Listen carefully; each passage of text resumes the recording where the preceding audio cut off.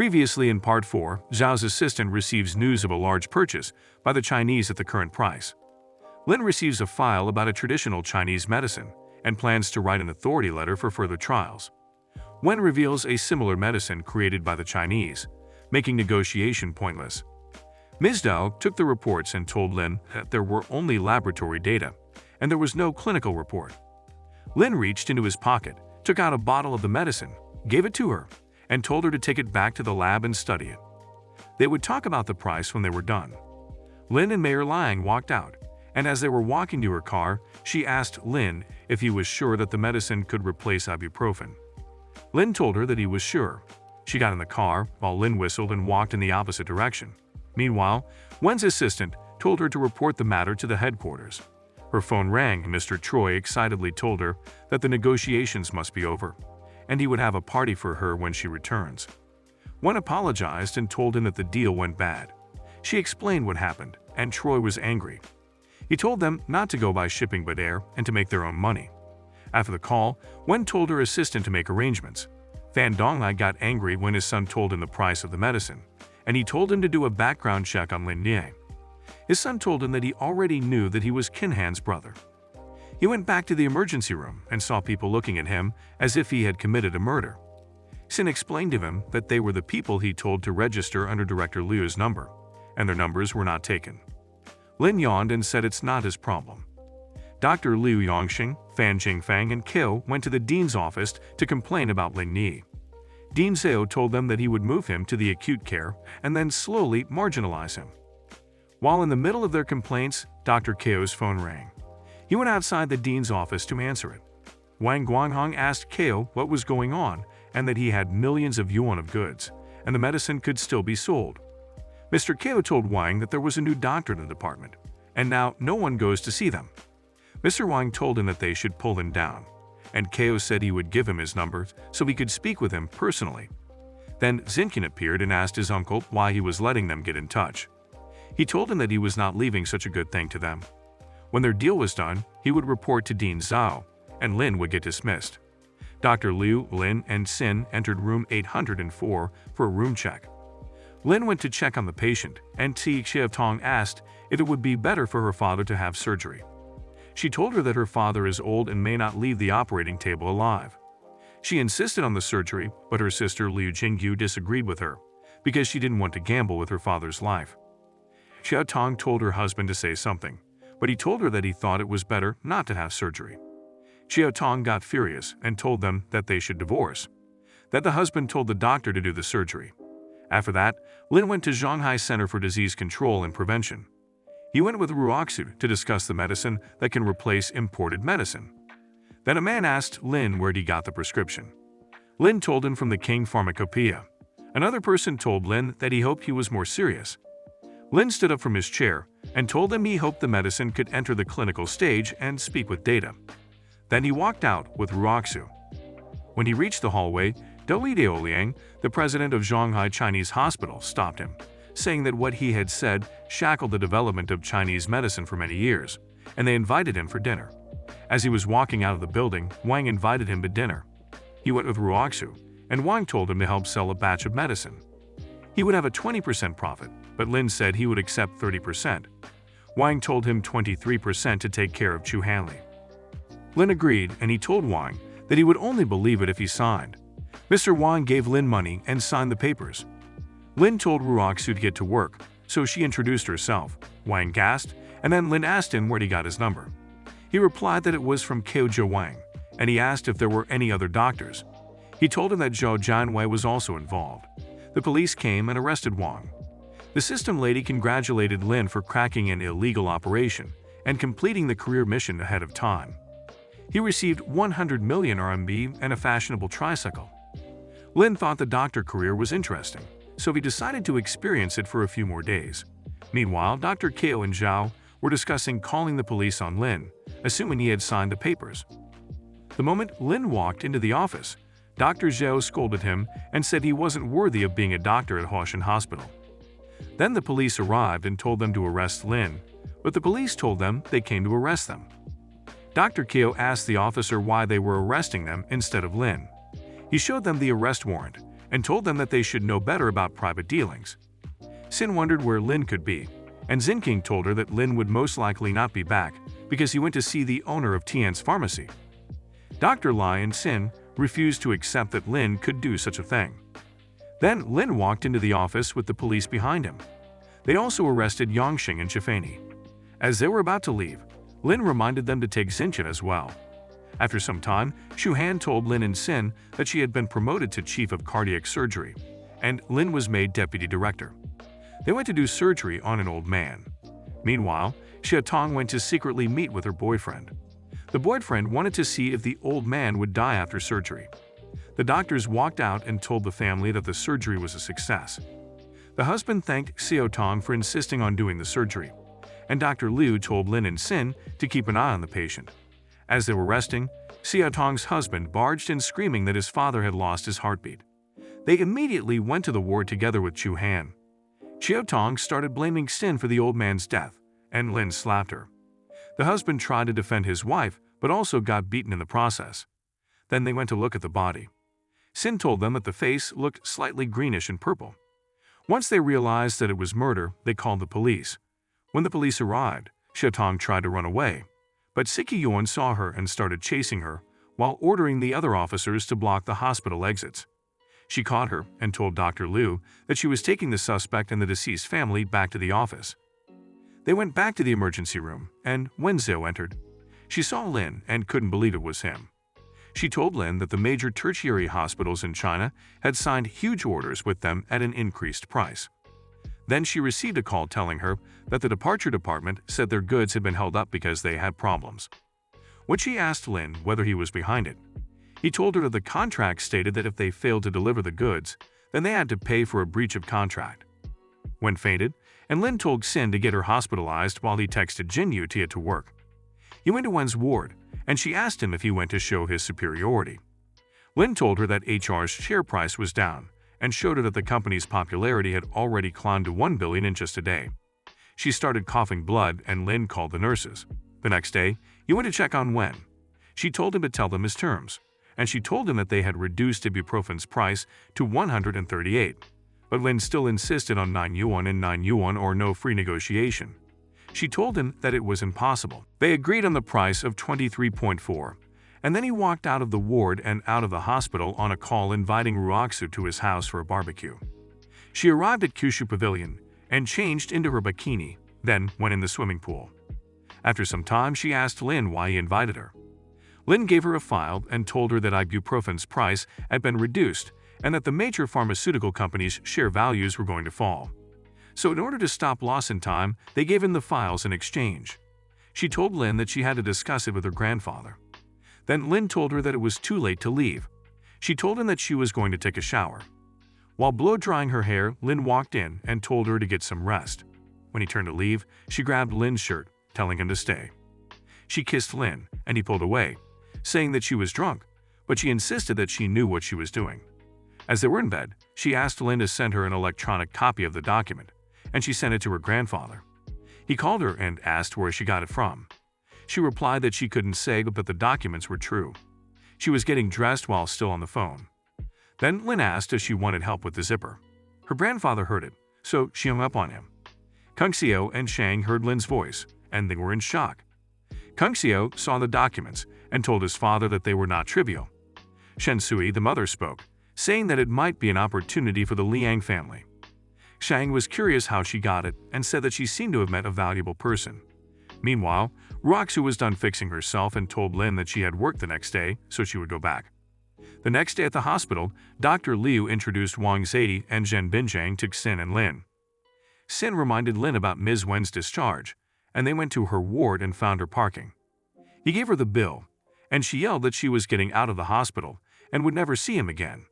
Then she saw that the bills were expensive, and she turned to Lin, saying he couldn't even pity her.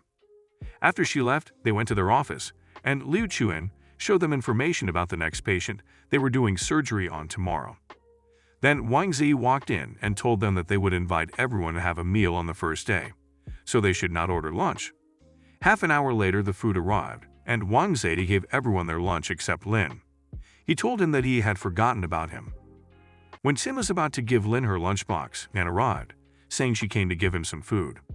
They went to the break room, and he ate his food and escorted her to the elevator, saying he would pick her up after work.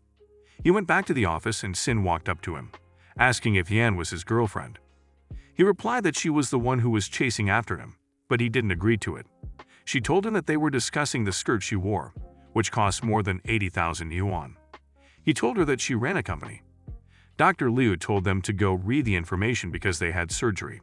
After work, Lin met Yang, and she told him that the company did not win the bid, and a group of nail households still did not want to leave. Lin offered to go with her to check it out. On the way, he called Han to contact 10 trucks to wait for him at the shanty town.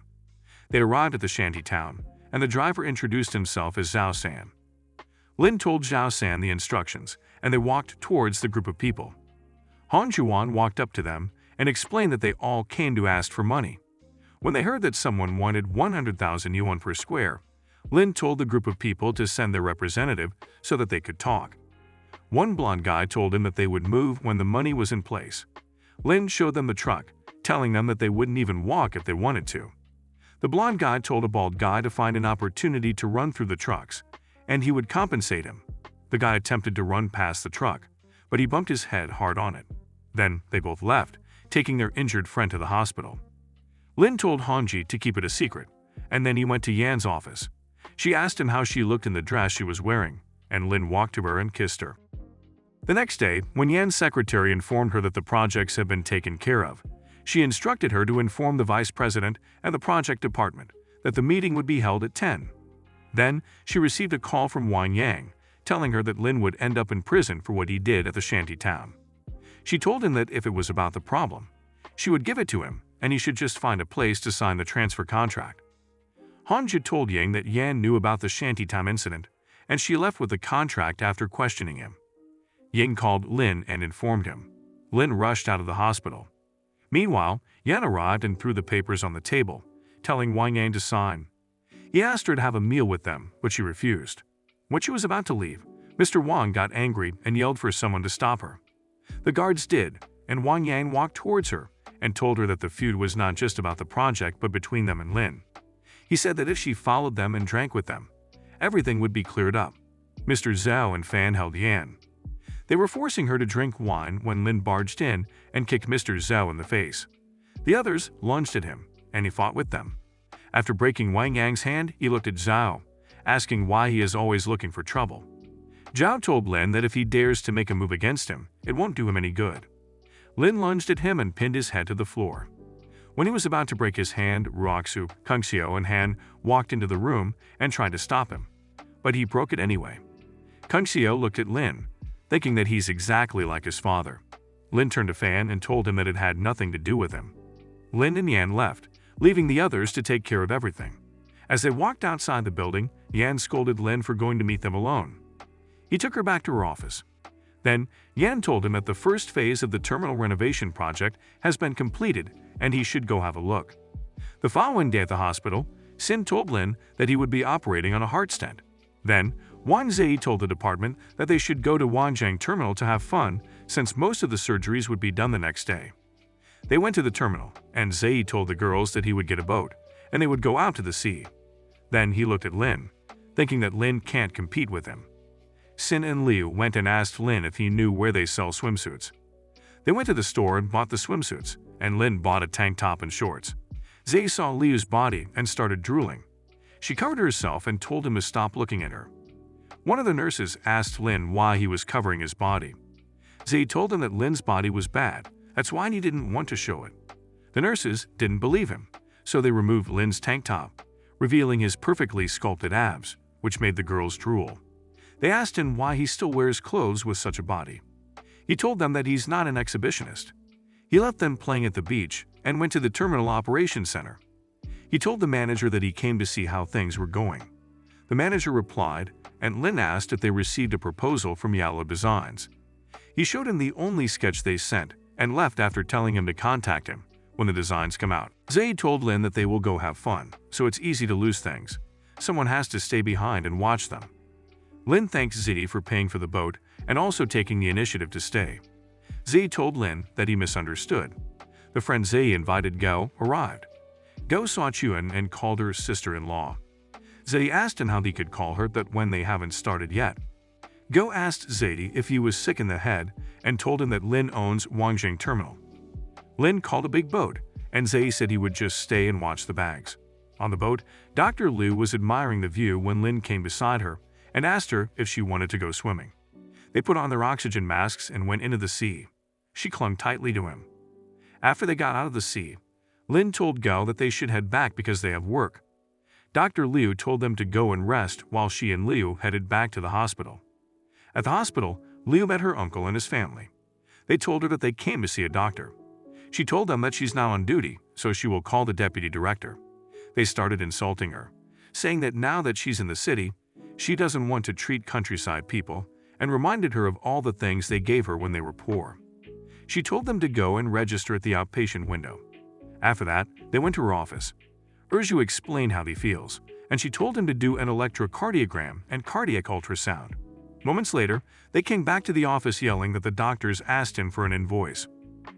Lin explained that the hospital equipment isn't free, and he told them that if they want to see a doctor, they should go to the examination room, and if they don't want to, they can leave.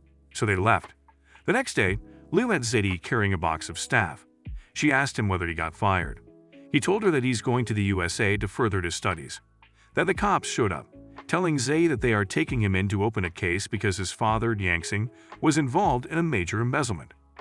Dr. Liu asked Lin what he wants to eat for lunch. He told her that he has things to do and won't be eating. During lunch, he went to Lingyan Group. Yuan told him that they moved the Blah Blah Center, and she invested in orphanages. She wants to invest in some poor countries to build Hope Elementary Schools. Then she showed him the current options, Baekyo Town and Furong Town. They decided to build the school in Baekyo Town. When she talked to him about the road conditions and the recruitment of teachers, he offered to fix the roads and bridges. Then he went to Shanghai Teacher Training University to talk to President Zhao about recruiting teachers. He told him to offer internships. Then he invited Lin to the orientation party. As he was leaving, he saw Roxu and sneaked up on her. She dodged and pointed a gun at Lin. When she saw who it was, she withdrew the gun. Lin asked why she carries it around. She told him it's for protection. Then she told him to go with her to the orientation. They went to the auditorium. The orientation started and Roxu asked Lin what he wanted to talk to her about. He told her about Baekyo and asked her to contact the location. She told him to perform first, and then she would do it. Lin went to the stage and announced that he was going to sing a song. He sat on the chair and started singing while playing the piano. After he was done, she ran up to him and asked how many more secrets he had. Then she told him she would fix the supporting fund. Then he went to Longxing. He asked Shen how things were going. Shen explained that he would soon be able to break through to the 17mm process. Director's son entered the room. Lin informed them that their Chip 1.0 technology could be ready to launch, and after the launch, the court summons would be received in the afternoon. Lin went to SciTech and met with Xiao Liu. He whispered something to him and left to meet with Wanra. He asked her how things were going. She told him that nothing was big now, that the workshop and warehouse are controlled by Cisco. Then she told Lin to arrange another job for her, because she felt like she was doing nothing. Lin told her that the business between SciTech and Cisco would end soon, so she wouldn't have to stay long. She walked to Lin and kissed him. An hour later, they heard a knock on the door. Chanju asked Lin if he was the one who sent a man to guard the toilet. Lin told him that he lost money, so he has no pocket money. Chanju asked whether he would let Ray pay a toilet fee. Lin told him that she didn't have to pay. Then both of them went to the warehouse. Lin told Xiao Liu to follow him around. After some time, he told Xiao to go back to work. Chanju stopped him and asked what he was doing. Xiao replied that he's going back to the toilet to charge. Then he asked Lin what he meant by that. Lin lied that Xiao is a distant relative and the family is in no good, so he can only arrange for him to work there. Then Lin told them to follow him to the cafeteria to take control of it as well. Chanyu stopped him and gave him a check, saying the cafeteria and the toilet are also in his charge. They exited the warehouse, and Lin asked Xiao Liu if he had a good look at everything. Xiao told him that it's all written and ready to be done when given an order. Meanwhile, Jingyu is telling her father that Lin is getting ready to launch the technology of 1.0. At the hospital, Lin asked Chuhan when she was visiting her family in Baekyo. She replied, and Lin said he would accompany her because he had some work there. Then Roxu called him to pick her up. She sat in the car, and then her mother called, asking what she was up to. She replied, and then she saw her mother knocking on the car window. Lin got out of the car and greeted her. They went to have dinner, and Lin told her to eat as if it's her own restaurant. Roxu's mother looked at Lin, thinking that he had only been in Shanghai for 2 months and had developed a lot. Roxu's mother told Lin that she had heard he was developing lithography and said if he needed anything, he could ask her. Lin told her that he needed a 4nU light source, and it's something that only Satsuma can produce, but he's gone and nothing works. She told him that if he wants their attention, he must have something to balance them. After dinner, Lin left Roxu with her mother. She told Roxu to focus more on work. Then they went to meet the mayor of Baekje, Sun Maokun, Secretary Wu Zhaoyu, and the reporter Wen Shu. Maokun thanked Lin for financially supporting Baekje. The reporter asked him why he wanted to build the school in Baekje. He replied that he wanted to bring children closer to their dreams. Then, after the interview, Roxu gave Lin a check from her mom. When Lin asked what the money was for, she told him that it was for the schools and the road. Then he told her to go tell her mother that he would take the money. Roxu told Lin that Maokun would receive him anytime he goes to Baekje. He told her that he would be going with his colleague tomorrow, who is also from Baekje. He went to Lingyan Group and gave the check to Yuan. When she read the information on the check, she told Lin that the funder's information is the Heavy Trust Group valued at 8 million. Upon hearing this, Lin told her not to deposit the check yet. He will arrange it. Then he walked out of the building, wondering who Roxu's mother is. They arrived in Baekje, and the reporter picked them up from the airport. Lin asked to go to a car store to buy one, and they went and bought a red G63 for 300.5 million. The reporter called Secretary Wu, telling him that Lin used the sponsorship money to buy a car. Wu yelled at him, saying the money was in a fund and hasn't been allocated at all. After swiping the card, the sales lady gave Lin the car's contract to sign. He told Chu Han to sign and told her that the car is for her. They got in and drove off after telling the reporter that they don't need her company. He gave Chu Han directions to Blue Sky Orphanage. They arrived, and the kids were ecstatic to see Lin. He carried a little girl and went to find Wang Ma. She introduced him to the director, Lai Chu-han. She told them to go sit inside while she made dinner, but Chu-han offered to help her. At the dinner table, Wang Ma asked Lin to stay for a few more days. He told her that he would come back on another trip because he still has things to do in Shanghai. They said their goodbyes and left. They went to a hotel, and Lin was about to book 2 rooms. Chu-han insisted that they book 1 room. They went to the room, and he told her to go take a shower first, and he would shower after her. While he was busy unpacking their clothes, she came out of the bathroom with just a towel and told Lin that they should shower together. They entered the bathroom, and she pushed Lin in the bathtub before he could get his clothes off. When he complained that he hadn't even taken off his clothes, she told him that she would do it. He tried to get out of the bathtub, but she pushed him back in and kissed him. After taking a shower, Chu-han told Lin that he could work on his things while she paid respects to her mother and maybe move the grave. Lin told her that he would accompany her. Then the reporter called Lai, drunk and saying she was in a bad mood and out drinking. She asked Lin to come and keep her company, but he refused. The next morning, they were heading to the graveyard, and as they were passing the bridge, fish vendors were forcing them to buy fish, and if they didn't, they wouldn't be allowed to pass. Lin switched seats with Chu-han, drove the car at full speed, and crushed their fish stalls. One of them told his fellow vendors to look for him in town. Lin and Chu-han arrived at the graveyard. She paid her respects while Lin was waiting for her. Then she asked him if they could stay for a while. 10 minutes later, Lin went to her, and she hugged him, telling him that her mother died of exhaustion, and she's thankful to her for making her go to school even though she was beaten. As they were leaving, Lin told her not to worry. They will move the graveyard so that she can visit her whenever she wants. Then Chu-han's brother Liu Kai arrived at the graveyard on his motorcycle. She asked him why he didn't bring anything if he came to visit their mother. Kai told her that he came to see her so that she can lend him money to buy fertilizer for the family's farm. She refused to give him the money, saying he uses it to gamble. Kai threatened to go to the hospital. She works to talk to her bosses so that she can lose her job. Lin suggested they go to their house to talk. When they arrived, the neighbors admired the cars and Lin barged into the house and found Kai's father gambling.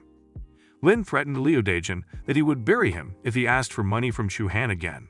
As they were walking out, the fish vendors stopped them, and one of the vendors told Lin that he had crushed their fish stalls and made his father have a heart attack, so he should pay up. All of them agreed. Malkin's son Deliang appeared, asking what was happening. They explained, and he walked towards Lin, telling Chu Han to stay with him for one night and everything would be settled. Lin slapped him, and he told Lin that he was calling his dad to arrest him. Minutes later, Malkin arrived with the police. He saw Lin and told him that he had been looking for him. Lin told him that he wouldn't stay in Beijiao because his son wanted to have him arrested. Malkin started beating his son while telling him that Lin had come to build schools and roads for them. The people gasped. Malkin apologized on behalf of the people of the town. They went to a restaurant to discuss the projects, and Lin told him to say that it's funded by Chongqing when publicizing it. They arrived in Shanghai, and Lin went to Lingyun, where he talked to Qi and Yuan about finishing the project at Baijiao in 3 months. Then he asked about Shanghai Cisco's final payment, and she explained that they are on their final outbound coordination. He told them to dress in formal clothes and go to the Spring Hotel to see a big show. Meanwhile, Mr. Kao and his son were planning to sabotage Longzhen's launch. In Yanjin, Ruoxu's mother reached home, and her grandmother, Yang Yuhua, asked if she saw her boyfriend. The mother replied and said that he isn't suitable for her daughter. When Yuhua asked why she refused him, she replied that he's too ambitious, and she thinks he's Lin Jinshin's son. Then she told them that she gave Lin money, so he might have guessed her identity. The grandfather asked her to switch on the TV. She heard a reporter on the news saying that Chongqing Group donated the money. Ruoxu's mother said that Lin is reminding her that he's not a weakling. On the day of the launch, Mr. Kao invited lots of reporters. The launch began, and the host introduced the product. Shangyu stopped her, saying he has a few questions. He said Cisco had developed the chip 1.0 a few months back and applied for a patent. Then he told her that they plagiarized the patent technology of Cisco. Everyone in the room started murmuring. The host said she couldn't answer the question, so she invited the director of Longzhen to answer. Shangyu saw Lin and wondered what he was doing on the stage. His father asked if they knew each other. He explained that he's the guy who he took SciTech from. Lin told the audience that the product they were going to launch is Chip 2.0 because Cisco stole the 1.0 they developed, so they developed 2.0. The presentation was over, and he walked to Xanju. His father told them that they have a 3 billion contract, and if they don't guarantee the product, they will pay double. They'll pay 10 times the contract amount. Ko's dad fainted, and Lin received a call from Ruoxu, inviting him to her house.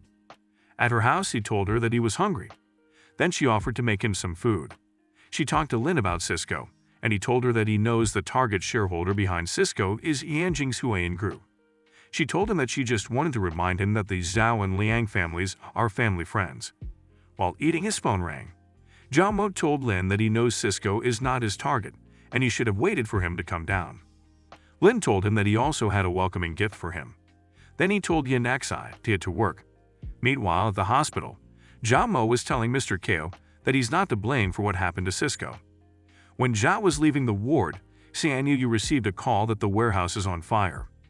Ruoxu told Lin that Zhao Mo will sanction the Shanghai Lingyun Group, and she will hold it up for him. He told her to stay out of it. Then he carried her to her room. Moments later, Lin got up from the bed, saying he's going to get her some water. Then her mom video called her, asking if she had heard about Cisco. She replied that she had. Then Lin appeared with the water. Her mom saw him and then hung up. At Yanjing Yuanqing's home, her father asked the mother why she hung up so soon. She told him that she didn't want to delay their business. The husband asked whether she didn't get tired from work. She told him that she's not talking about work, but their daughter is with Lin Yi. The husband furiously asked why they were living together before marriage. The mother replied that young people are much more open than they were. Then she told her husband what happened in Shanghai, saying that Lin ruined Zhao Mo's investment. At the hospital, Xin told Lin that there was an emergency. A person was brought in last night and needed a heart stent operation. Lin agreed to do it, and he went to the ward. When Shanyu saw him, he got up and asked Lin what he was doing in his father's ward. Xin asked him why he was talking to the director like that. Then Lin told Xianju and Jingyu that he was their father's primary surgeon. They were shocked to know that Lin was also a doctor. Then he told them that a heart stent operation is very risky. Shanju told him that if anything happens to his father, he will be responsible. Lin reminded them of the agreement they signed in case of an accident. When Jingyu heard this, he fainted, and Lin told the nurses to carry him out of the room. 2 hours after the surgery was done, Sin told them that it was a success and he would be discharged in a few days. Lin went to meet with Han. He introduced him to his friends, and then he told them that he needed to talk to them in private. Then he asked if any of them knew someone at the bank because he wanted to get a mortgage. One of them told Lin that his father is friends with the president of the bank. Then Kinhan asked if he wanted the money to deal with Zhao Mo. Lin replied that it was related to Zhao Mo. The three men offered to give Lin the money, but he refused, saying he wanted to go solo. The other guy asked him what he would be mortgaging. Lin listed some of his properties and told them to tell the bank to keep it a secret. After the meeting with the guys, he went to the hospital and was arranging some files when his phone rang. The person told him it's done and he should get the paperwork ready. He will take him there. Lin was walking out of the hospital when Yuan ran to him and told him that some of the blah blah shares were being sold. Lin told her not to panic and keep an eye on the broad market data. He went to a meeting at Lingyan Group and asked what the situation was. He was told that the shares were still being sold. Yuan asked him if someone was trying to defraud them. Lin told them that the game between Cisco and them had officially begun.